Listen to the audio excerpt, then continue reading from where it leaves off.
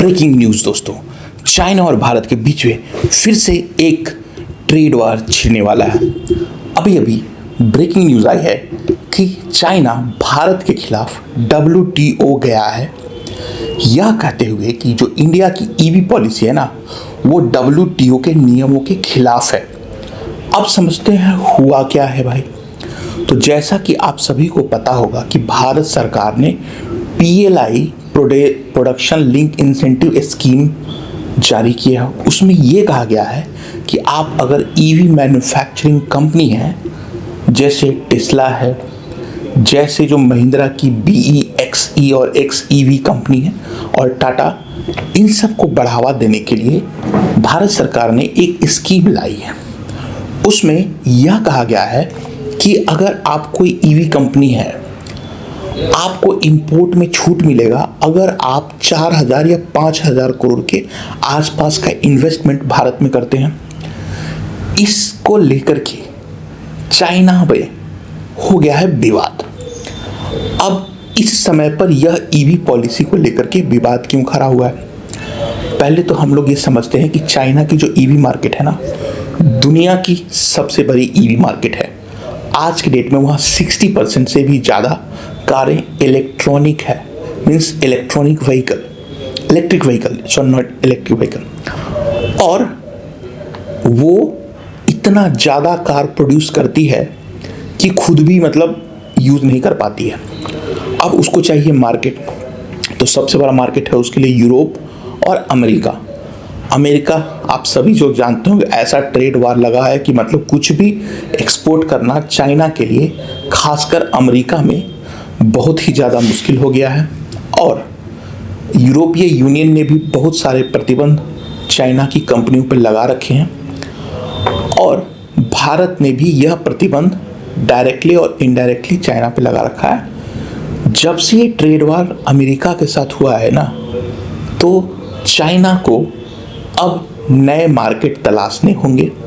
अभी अफ्रीका का मार्केट उतना बड़ा हुआ नहीं है, लेकिन जिस रफ्तार से भारत ग्रो कर रहा है, अगर ये पॉलिसी कामयाब हो जाती है भारत में, ऑलरेडी मुझे कामयाब लग रही है। पहले तो टाटा की कंपनी, महिंद्रा की कंपनी ये इलेक्ट्रिक व्हीकल लेकर के आ रही है। सुजुकी, जो कि एक भारतीय कंपनी, एक जापानीज कंपनी है, बट वो मारुति के नाम से जानी जाती है इंडिया में, जिसको हम लोग मारुति सुजुकी बोलते हैं, उसने एक ईवी मैन्युफैक्चरिंग प्लांट लगाया है ई विटारा के नाम से। उसमें A to Z सब कुछ इंडिया में ही बनेगा। अगर ये कामयाब हो जाता है तो चाइना के लिए खतरे की घंटी है दोस्तों। आने वाले समय में ई विटारा जो कंपनी है, उसका मैन्युफैक्चरिंग प्लांट गुजरात में लगा है, और मोदी जी वहाँ पर गए थे, उसका उद्घाटन भी किया था। अब देखना होगा कि वो जो मोस्ट ऑफ द कार जो है वहाँ पे ई विटारा का, वो एक्सपोर्ट मार्केट के लिए थे, मोस्टली यूरोपियन, जापानीज और अन्य देशों में।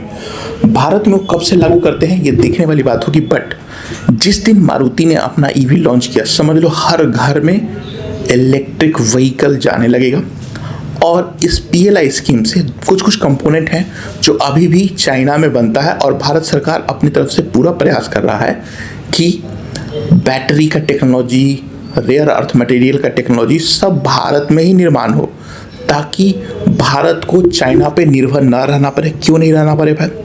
आप सभी जानते हैं कि चाइना और भारत के बीच में लगभग एक कंपटीशन है कि मैं बड़ा या तू बड़ा।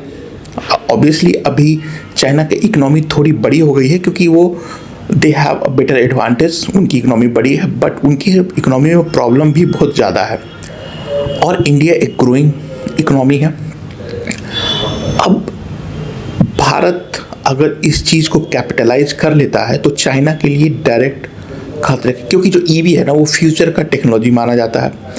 इंडिया में अभी भी जो एडप्टेशन ऑफ इलेक्ट्रिक व्हीकल है उतना ज़्यादा नहीं है। चाइना में ऑलरेडी 50 to 60% पहुँच चुका है। इंडिया में जो मार्केट है वो एक रॉकेट की तरह आग लगने वाली है, खासकर ईवी में। 1 से 2 साल के बीच में सारे के सारे एनालिस्ट का यही मानना है कि गवर्नमेंट इस पॉलिसी के थ्रू इंफ्रास्ट्रक्चर को पुश करेगी, तो हर घर में इलेक्ट्रिक व्हीकल आपको मिलेगा। आप समझते हैं इलेक्ट्रिक व्हीकल जो है ना, वो 2 प्रकार के हैं। इंडिया में जो इलेक्ट्रिक बाइक्स हैं वो बहुत ही ज़्यादा फेमस है, जो 4 व्हीलर कार है ना वो थोड़ा अभी ऊपर नीचे, क्योंकि लोग अभी भी कॉन्फिडेंट नहीं है कि इलेक्ट्रिक व्हीकल लेना चाहिए कि नहीं ले जाना चाहिए। कितना अभी भी इंडिया में जो इलेक्ट्रिक व्हीकल है ना बहुत कॉस्टली है। रीज़न कॉस्टली होने का सिर्फ यही है कि most of the equipment which is used in EV, उसमें जो सबसे बड़ा कंपोनेंट होता है बैटरी और इलेक्ट्रॉनिक्स के कुछ सामान, वो सारे इंपोर्ट होते हैं चाइना से। अब ये जो WTO में कंप्लेन हुआ है, ये इसकी टाइमिंग आप देख लो।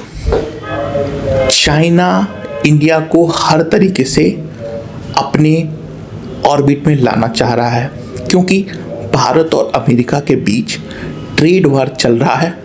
अब अमेरिका के लिए खतरे की घंटी भी हो सकती है अगर भारत और चाइना नज़दीक हो जाए।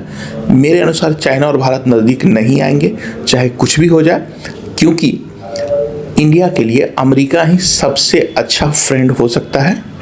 और अभी ट्रेड वार जो भी चल रहा है, बट एनीवे, चाइना अभी चारों तरफ से घिर चुका है। यूरोपियन यूनियन भी उस पर मतलब सैंक्शन लगा रही है और बहुत सारे अन्य मतलब टैरिफ्स लगा रहे हैं कि भाई आप चाइना के प्रोडक्ट नहीं लागे, बहुत सारे रिस्ट्रिक्शंस लगा रखे हैं, और अमेरिका ने भी लगा दिया है।